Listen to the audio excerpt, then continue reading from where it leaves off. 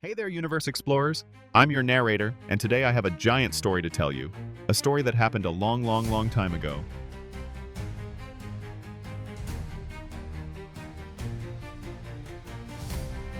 Before there were toys, before the dinosaurs, before the stars, and even before time itself. Can you imagine that? Imagine! There's nothing. Nothing at all. No light to see. No ground to stand on, no air to breathe, just darkness.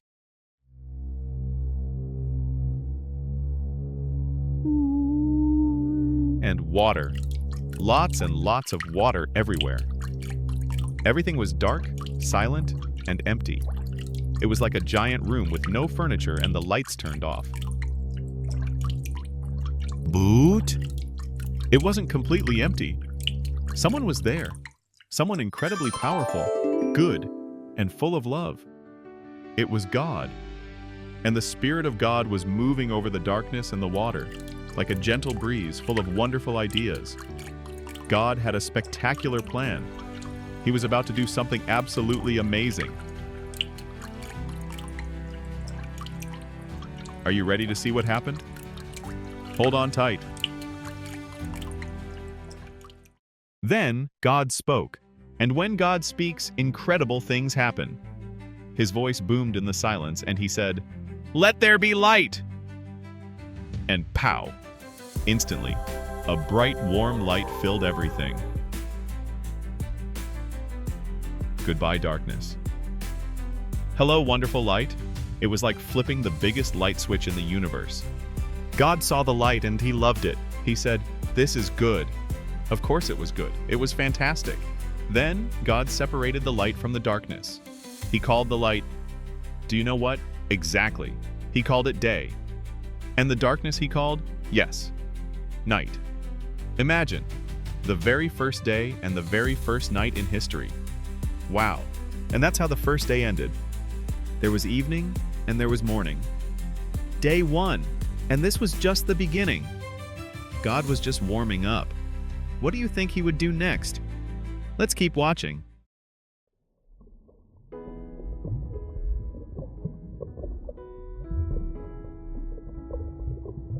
The next day, God looked at all that water.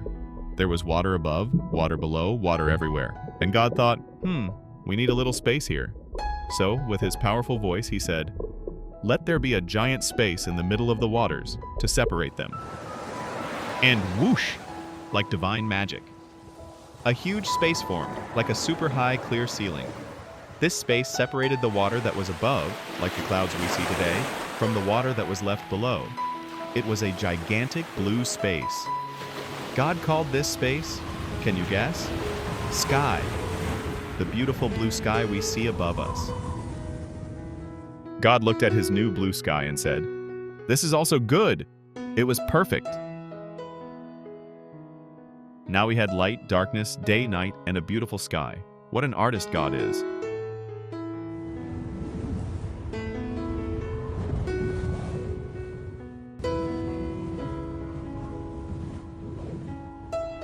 And so, with the brand new sky, the second day ended.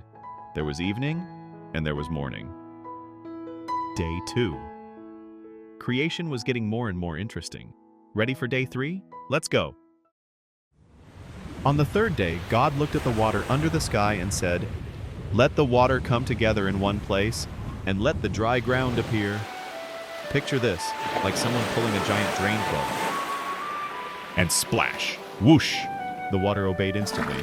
It gathered together, forming great oceans and seas, and bang! Dry land appeared. High mountains, deep valleys, sandy beaches. It was incredible to see the firm ground emerge beneath the sky. God called the dry ground land, and the gathered waters he called seas.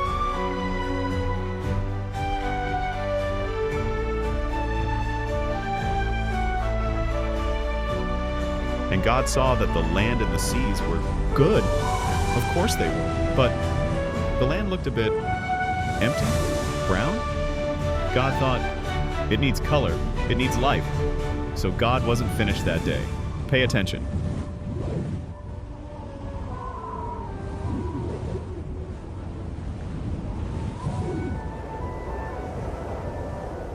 God said, "Let the land produce green plants, grass that bears seed, and trees that bear fruit with seed inside it."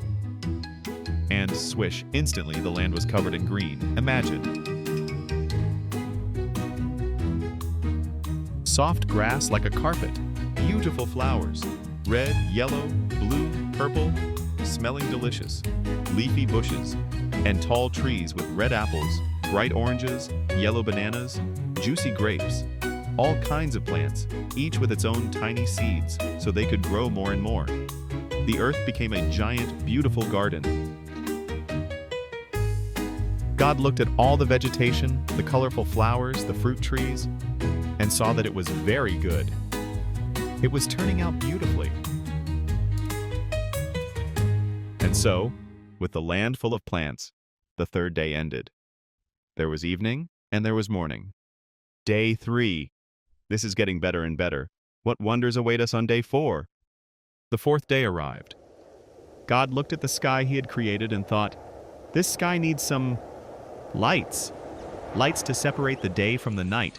Lights to mark the days, the years, and the seasons. Lights to make everything even more spectacular." And then God said, "Let there be lights in the sky to light up the earth." And get ready for the cosmic light show. God made 2 great lights, the bigger, brighter light to rule the day. Do you know which one? Yes, the sun. Our friend the sun that gives us warmth and light to play. And then he made the smaller light to rule the night. Exactly, the moon, that shines softly while we sleep. But wait, there's more!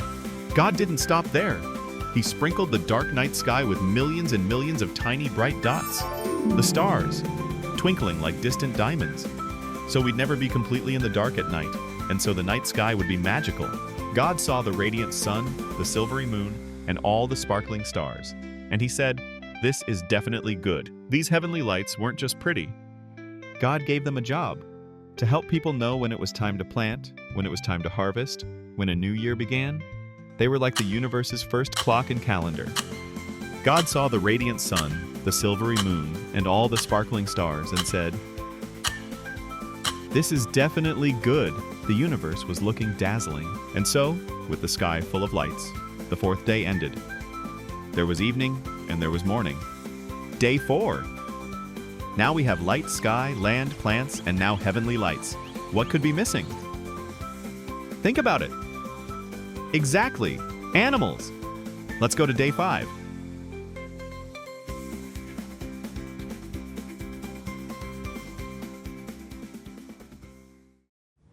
Day 5, the day to fill the water and the air with life. God looked at the blue seas and the spacious sky and said, "Let the waters teem with living creatures, and let birds fly above the earth across the open sky." And ploop, splash, the seas and oceans came alive. Thousands and thousands of fish of every imaginable color. Tiny fish darting like sunbeams.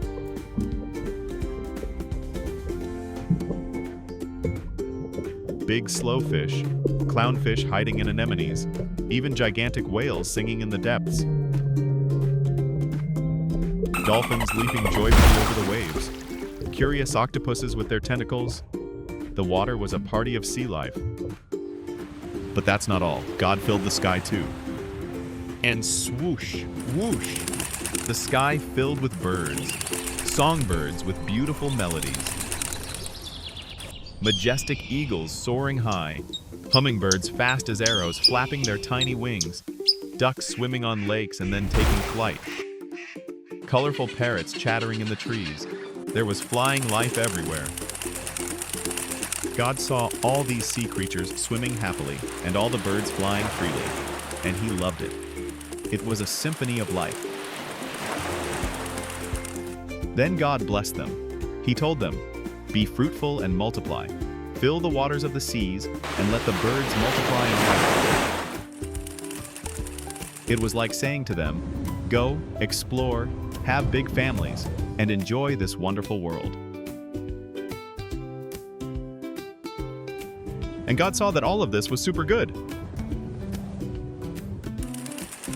And so, with the seas and skies full of amazing creatures, the fifth day ended. There was evening, and there was morning. Day 5. The world was almost ready. But what's missing on land? Come with me to the most exciting day of all, Day 6. Day 6, the grand finale of creating life. God looked at the dry land, so pretty with its plants, but still quiet.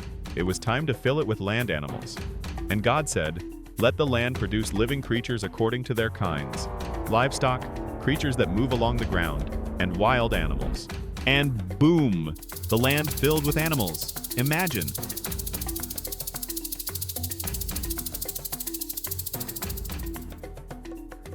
Majestic lions with their manes, huge elephants with their trunks, super tall giraffes eating from trees, speedy horses galloping, calm cows grazing, woolly sheep baaing, playful puppies wagging their tails, curious kittens, monkeys swinging from branch to branch.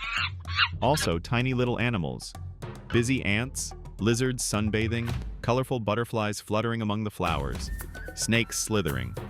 All kinds of animals, each one unique and special. It was an incredible parade of creatures. The land was now full of sounds, movement, and life everywhere.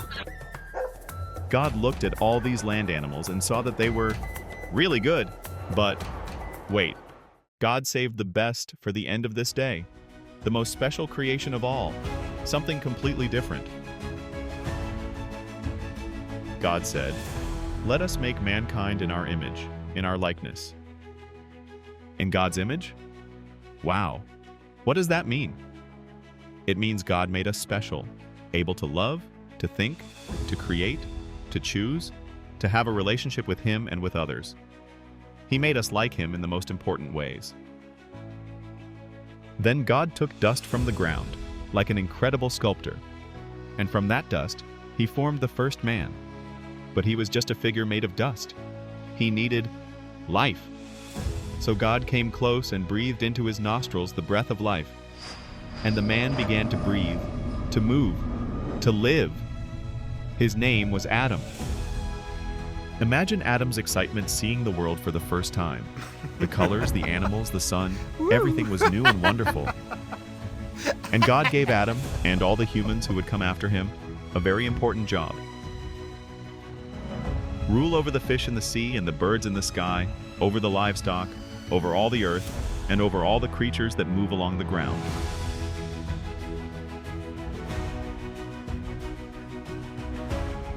Ruling doesn't mean being mean bosses. It means taking care of, protecting, and managing God's wonderful creation well. We are the caretakers of God's garden. But God saw that Adam was alone among all the animals. And God said, "It is not good for the man to be alone. I will make a helper suitable for him." So God caused Adam to fall into a very, very deep sleep. Zzz. While he was sleeping, God took one of Adam's ribs. Don't worry, it didn't hurt. And with that rib, he formed the first woman, Eve. When Adam woke up and saw Eve, he was super happy. He said something like, "Wow, finally! She is like me, bone of my bones and flesh of my flesh." He wasn't alone anymore. He had a partner, a friend, someone to share life with and take care of creation together. God created man and woman, equal in importance and value, to be a team.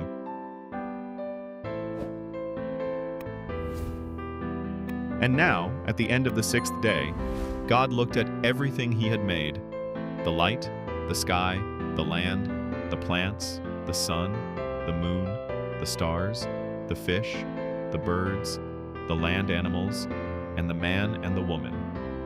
And He saw that it was very, very good. It was His masterpiece. Perfect. Wonderful. And so, with creation complete and the first humans in the world, the sixth day ended. There was evening, and there was morning. Day 6, the busiest and most special day. The seventh day arrived. What do you think God did? Did He create more things? Nope.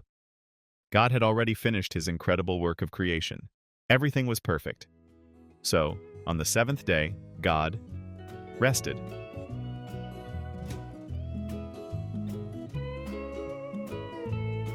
Now hold on. It's not that God was tired like we get when we play a lot. God is all-powerful. But he rested to show us that rest is important too. He rested to enjoy everything beautiful he had created. And God blessed the seventh day and made it special, a holy day, a day to rest, to worship him, and to enjoy his creation and our family.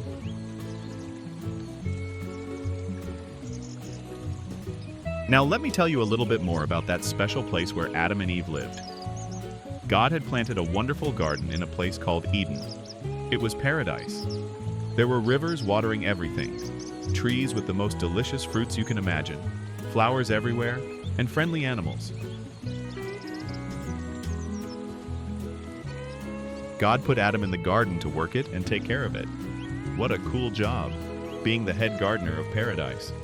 And remember, God gave Adam the job of naming the animals? Imagine how fun that was. God brought the animals to Adam, and Adam gave them names. You will be called lion, you elephant, you butterfly. And whatever name Adam gave them, that was their name. What a cool responsibility. And there, in that perfect garden, Adam and Eve lived happily, in friendship with God, taking care of creation, and enjoying each other. Everything was good, beautiful, and full of peace.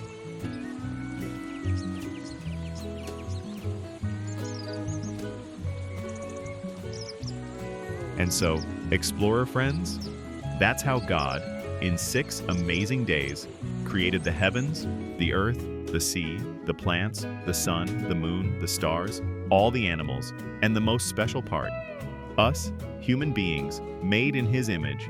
And on the seventh day, he rested and taught us to rest too. What an incredible story. It shows us how powerful, creative, and good God is. He created this whole wonderful world out of love, and he gave it to us as a gift to take care of and enjoy.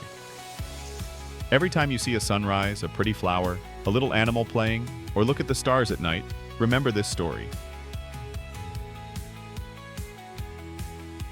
Remember that God made everything, and he made you too in a very special way.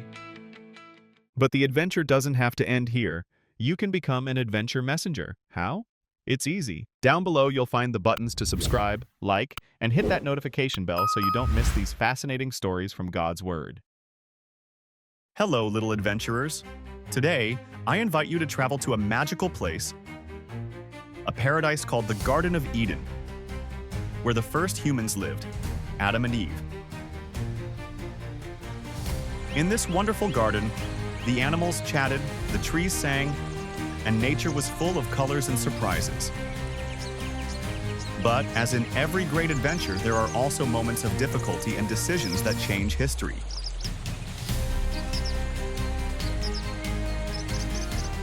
Get ready to discover an exciting story of friendship, adventure, and some very important lessons. In the Garden of Eden, everything was in harmony. Adam and Eve lived in a place full of peace and beauty. Adam, with his gentle smile, took care of the animals and plants. Eve, curious and joyful, discovered the secrets of every corner of paradise. Together, they learned the value of friendship and how to care for nature. But in the center of the garden, there was a very special tree. A tree different from the others, full of bright and tempting fruits. At its base, God had told Adam and Eve that they could enjoy all the wonders of Eden, except for this particular tree. God explained to them that the fruit of that tree had a very special power, and they must not eat from it. But why was it so important to obey? Because God wanted them to learn to trust and make good choices, knowing that some things, no matter how beautiful they seem, can bring problems.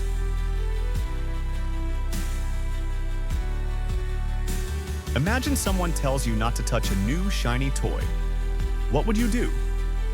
Well, in Eden, Adam and Eve had to trust what God told them. and that was very important for living in peace. One day, while Eve was walking near the forbidden tree, a very cunning serpent appeared. This serpent, with a whispering, mysterious voice, approached Eve and said, "Are you sure you don't want to try that delicious fruit? It's so tasty, and it will help you know wonderful things." The serpent was very persuasive. And although Eve remembered God's words, the temptation was great. The idea of discovering a magical, special secret filled her with curiosity. After a moment of great doubt, Eve decided to follow the serpent's suggestion. Carefully, she took the fruit and tasted it. In that instant, something changed. The magic of Eden was altered, and the atmosphere filled with a strange feeling. Adam, who was nearby, saw what had happened, and without thinking, he also ate the fruit. In that instant, innocence vanished, and something very important was broken: the trust and obedience that kept them in harmony with God. God, seeing what had happened, approached Adam and Eve with a heart full of sadness. With a gentle but firm voice, he explained that by disobeying, they had lost something very valuable: the perfect harmony of Eden. And God said to them, "Adam, Eve, you have chosen for yourselves. Decisions have consequences, and now you must learn from this mistake." Although leaving seemed very difficult, the story teaches us something very important. Decisions, good or bad, help us grow and learn to be responsible. Adam and Eve had to leave Eden, such a beautiful place, to start a new life in the world. Help us grow and learn to be responsible. Adam and Eve had to leave Eden, such a beautiful place, to start a new life in the world, where they would learn to face challenges and take care of their own destiny. Although leaving Eden was very sad, Adam and Eve didn't give up. They began a new adventure in the world, where they learned to work, care for the land, and love each other more than ever. And Eve said to Adam, "Today is a new day. We will learn to make this place a home full of love and hope." Then Adam said to Eve, "Every step we take teaches us something, and together, we can overcome any difficulty." The story of Adam and Eve reminds us that even though we sometimes make mistakes, we always have the opportunity to learn, grow, and start over. Dear friends, the story of Adam and Eve is an adventure full of emotions and lessons. It shows us that curiosity is important, but so is obedience and the love that guides us in our decisions. Each one of us has the ability to learn from our mistakes and build a better world with kindness, respect, and responsibility. Thank you for joining us on this great adventure. Remember, each day is a new opportunity to grow and be better. But the adventure doesn't have to end here. You can become an adventure messenger. How? It's easy. Down below, you'll find the buttons to subscribe, like, and hit that notification bell so you don't miss these fascinating stories from God's Word. Hey there, little friends! Today, I'm going to share a very old story with you. One that's full of feelings and important lessons. It's about Cain and Abel, two brothers who lived many, many years ago. This story helps us think about how important it is to manage our feelings, to be kind, and to learn from our mistakes. Are you ready for this adventure? Come along with me. A long, long time ago, when the world was young and stories seemed to be woven among the stars, the first people lived. Among them were Cain and Abel, two brothers growing up in a land filled with beauty and mystery. Cain was a man who worked the land.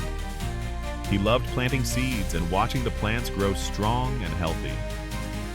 Imagine how exciting it was to see life sprout from the soil. Abel, on the other hand, took care of the animals. His heart was with his sheep, and every day at sunrise he would lead them out to graze in the meadows. The sheep followed him with trust and affection, as if they knew Abel would always look after them. Do you guys like nature? Have you ever seen a garden or taken care of a pet? Think about that as we continue with the story. One day, Both brothers had an idea to do something very special to show their love and gratitude. They wanted to share the best of what they had with God. Abel, with his kind heart, chose his best sheep, the ones that had grown healthy and strong, to offer them. Imagine the care it took to pick out your favorite little animals, the ones you look after so lovingly. Meanwhile, Cain, who had high hopes for his crops, gathered the fruits of his harvest. However, something in Cain's heart wasn't quite as bright as his brother's. When God saw the offerings, he was very pleased with Abel's sincerity and love. But for Cain, things didn't go as he had hoped. And so, inside Cain, a feeling began to grow. A feeling that sometimes, if we're not careful, can become very, very dark. Have you ever felt sad or angry when things didn't go the way you wanted? That happens to all of us. But it's important to know how to handle those feelings and talk about them. Cain felt very sad and angry. Let's imagine one of us worked really hard on something, but it wasn't appreciated.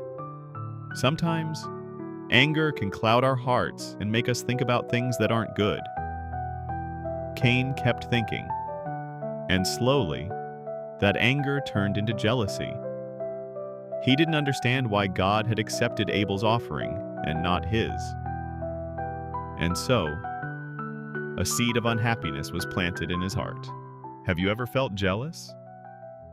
Remember, when we feel jealous, it's good to talk about it with someone we trust, like mom, dad, or a good friend. Cain's heart was torn between two paths, one filled with love and one filled with darkness. Without realizing it, he made a decision that would change his life and his family's forever. In a very sad moment, Cain decided to act impulsively and hurt his brother Abel. We know that sometimes, when we're full of anger and jealousy, we can make decisions that cause us a lot of pain later on. Cain did something that should never be done. He hurt someone he loved, and that filled him with sadness and regret. On that sad day, something happened that marked the beginning of great sorrow in history. It was the first act of violence between brothers, and from that moment on, Cain's life changed forever. When God realized what had happened, he was very saddened. God knew that in Cain's heart, there was still a chance to learn and change. God spoke with Cain and taught him a very important lesson. Anger and envy can lead us down dark paths, but we always have the opportunity to repent and seek forgiveness. Even though Cain had to face the consequences of his actions, his story reminds us that it's crucial to learn to recognize our mistakes, ask for forgiveness, and, above all, control those feelings that can hurt us and others. What do you think we could do when we feel angry or jealous? Think about ways to express our feelings without hurting anyone. Now, friends, it's time to think about what we can learn from this story. The value of communication. When we're sad or angry, the best thing to do is talk to someone who will listen. The power of forgiveness. We all make mistakes. The important thing is to recognize them, apologize, and learn from them so we don't repeat them. The strength of love and empathy. We must always remember that love and respect between siblings, friends, and family are what help us grow and become better people. Imagine a world where everyone helps and listens to each other. How wonderful would that be? The story of Cain and Abel, though sad, teaches us that each of us can choose the path of love and understanding. Cain had to live with the consequences of his decision, but his story is also an invitation for all of us to choose wisely. Every day is a new opportunity to do things right, to love without holding back, and to always seek forgiveness. Remember, dear friends, that feelings can be powerful, but we have the strength to transform that power into something beautiful: friendship, solidarity, and affection. If you ever feel confused or sad, remember that there's always someone willing to listen. Talk to your loved ones and together seek the light of love. Today, we've learned a big lesson through the story of Cain and Abel. Even though sad things happened in this story, the important thing is that we can all learn from them. Anger, jealousy, and sadness are emotions we all feel, but we must always look for ways to transform them into love, understanding, and kindness. I hope you enjoyed this adventure and that peace and hope will always shine in your hearts.